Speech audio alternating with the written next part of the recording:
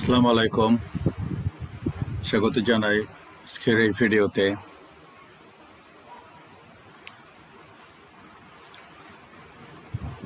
The greatest, strongest and biggest army বনাম মোল্লা খামেনির যুদ্ধের ৩৬ কি হলো আর কি হতে পারে। আশা করি সবাই ভালো আছেন, সুস্থ আছেন, সহি সালামতে আছেন।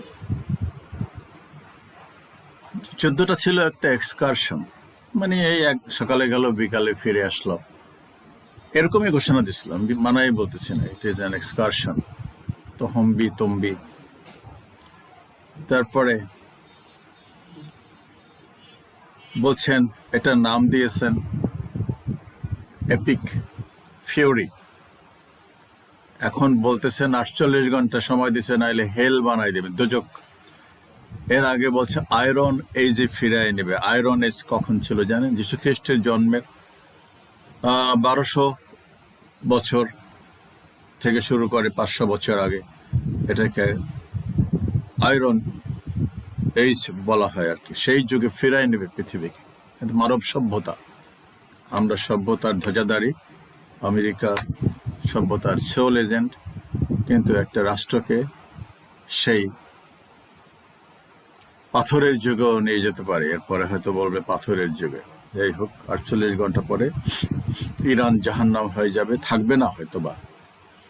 কিন্তু ইতিমধ্যে সাতটা বিমান ইরান ধ্বংস করছে।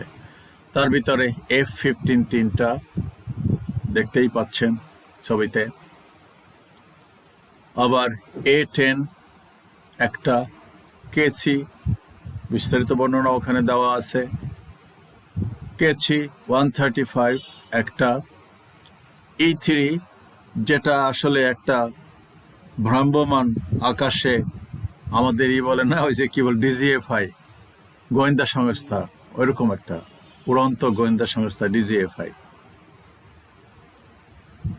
গেল এটা। তারপর F-35,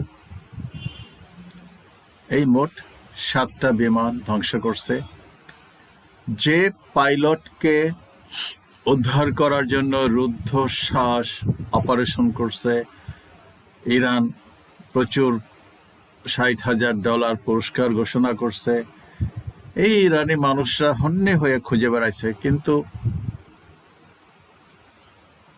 আসলে কি বলবো আর কি, জাস্ট ইরান ওটা ওই দেখতে পাচ্ছেন যে একটা ওই জায়গাটা খুবই সুন্দর, একটা দুর্গম এলাকা, মানে বন জঙ্গলে ঘেরা পাহাড়, খুব সুন্দর, ছবিতেই তো দেখা যাচ্ছে। তো সেখানে একটা লোক, আমরা যদি সুন্দরবনে একটা লোককে খুঁজতে যাই, চট করে কি খুঁজতে পাবো? বা কোনো পাহাড়ি জঙ্গলের ভিতরে, ঝোপঝাড়ের ভিতরে, দুর্গম জায়গাটা, দুর্গম। আর ওই পাইলটের কাছে তো নানান ডিভাইস ছিল কমিউনিকেশনের, ওর কমান্ড পোস্টের সাথে থাকে, এটা তো স্বাভাবিক, কমন সেন্সের ব্যাপার। হাতে মাতে মোবাইলে এখানে সেখানে ছোট একটা ডিভাইস থাকে, সেটা তো ওদের থাকবেই। তো সে তো সার্বক্ষণিকভাবে যোগাযোগ করছে, কত জিপিএস সিস্টেম যে আমি এই জায়গায় আছি, আর ওদের তো এইগুলো বের করা কোনো ব্যাপারই না।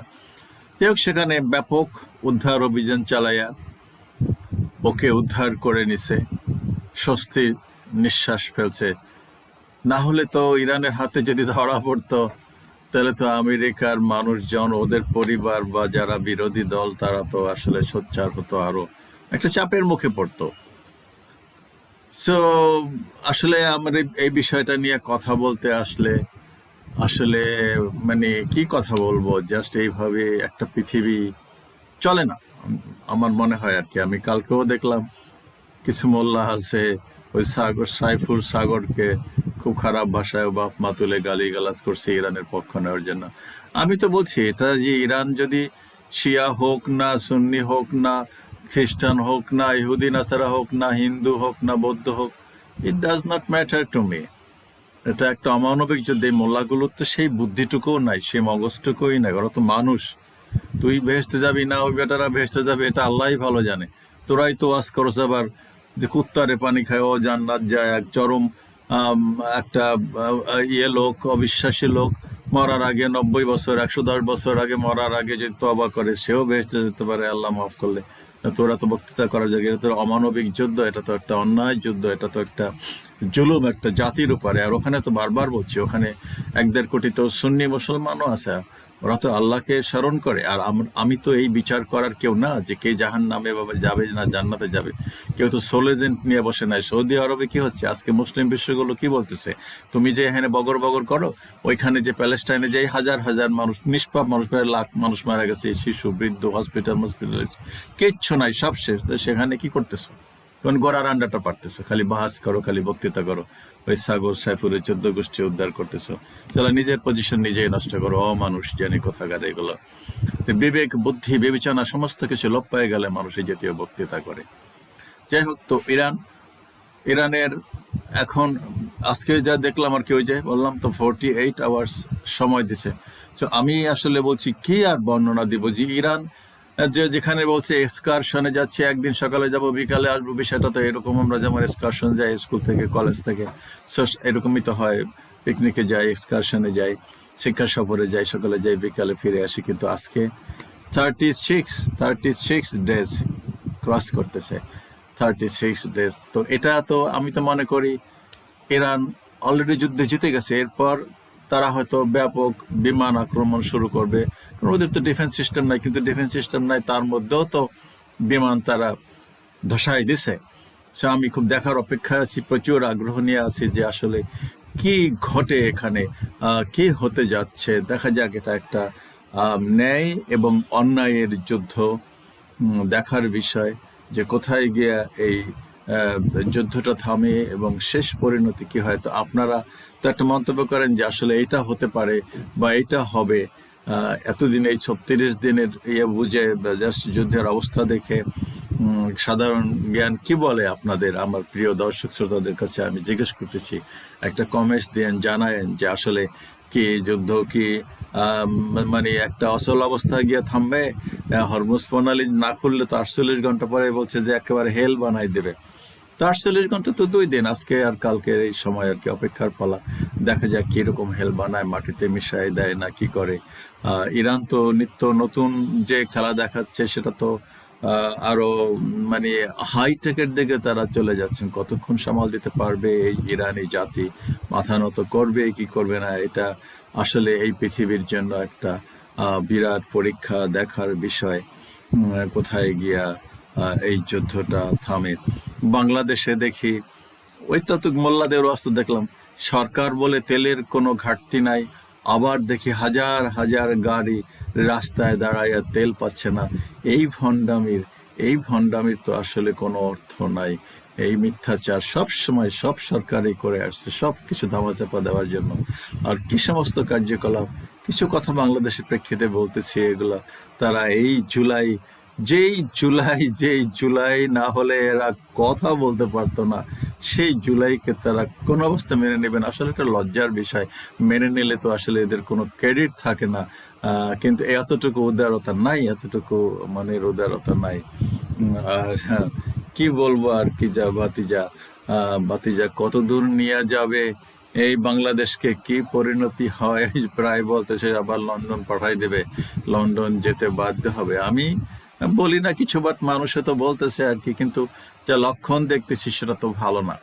এটা এই জাতি বরদাস্ত করবে না, আর করবে না। এটা করা উচিত নয় আমি বলবো আর কি। আমি তো বলছি নতুন প্রজন্ম 1 ইঞ্চিও ছাড় দিবে না, 1 ইঞ্চিও ছাড় দেবে না, একেবারে ঐক্যবদ্ধভাবে রাস্তায় থাকবে।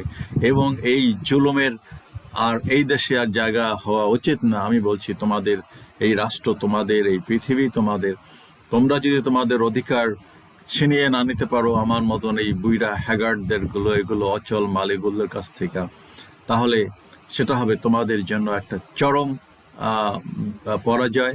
এবং আর এই দেশের আর মাথা তুলে দাঁড়াতে পারবে না, এই সমাজ আর মাথা তুলে দাঁড়াতে পারবে না, তোমরা আর কোনোদিনও এই রাষ্ট্রে মাথা তুলে দাঁড়াতে পারবে না। সুতরাং হেজিমনি চলবে। সুতরাং এটা এখন মরা বাঁচার প্রশ্ন। আবার রাস্তায় নামতে হবে, বিরোধী দল যে সব দল মিলে আবার রাস্তায় নামতে হবে এই অধিকার কায়েম করার জন্য, এই দেশের আইনের শাসন, ইনসাফ, সম অধিকার, মানবতা কায়েম করার জন্য। আর পৃথিবীতে এই ইরান যুদ্ধের পরে পৃথিবীর যে একটা স্ট্রাকচার, পৃথিবীর যে একটা যে সিস্টেম বর্তমানে, এটা আসলে থাকবে না। এই পৃথিবীর সিস্টেম আমূল পরিবর্তন হওয়া উচিত হবে। আর মুসলিম বিশ্বের কি জায়গা হবে না না হবে আমি ঠিক জানি না, কারণ এগুলো তো মেরুদণ্ডহীন সব এমওইবার মতন, এগুলা গিনিপিগ, এগুলার বলছি তো, ওই যে পাঁচ হাত চুমাইতে বলতেছে, তারপরেও লজ্জা হয় না। এগুলোর কথাটা তো বাস্তব আছে কেউ কথা বলার। আর এখানে বসে ওনারা ওয়াজ করে ইরানের পক্ষে কথা বললে ওনার জাহান নামে যেতে হবে, ওনার ইসলাম থাকবে না, ওনার বাপ মায়ের ঠিক নাই, ইত্যাদি ইত্যাদি। শালার গন্ডু জানি কোথাকার। ওকে, দেখার বিষয় what happens after 48 hours, whether it will be hell or heaven.